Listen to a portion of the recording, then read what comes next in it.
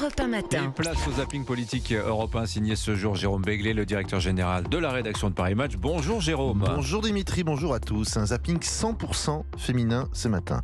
Un nouveau gouvernement et une allocution fleuve du président de la République. Ce sont toujours des moments de joie, d'exaltation. Le timbre de voix des promus et des nouveaux ministres trahit souvent leur excitation devant ce qui les attend. Ainsi, dans Télématin sur France 2, Amélie Oudéa-Castéra, notre nouvelle ministre de l'Éducation nationale, est l'archétype de ce bonheur ineffable.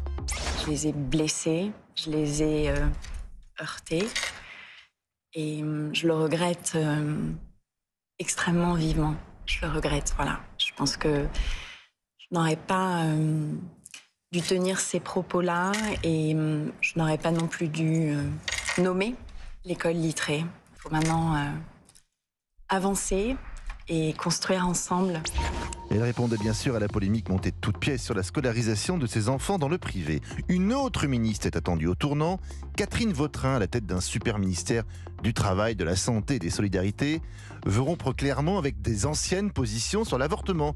Au micro de Sonia Mabrouk sur Europe 1 et CNews, elle ne laisse aucune place au doute.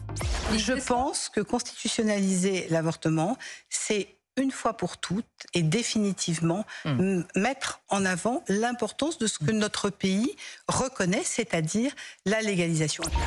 Plus classique, au lendemain d'une prise de parole du président de la République, il faut assurer le service après-vente. C'est évidemment la porte-parole du gouvernement qui s'y colle.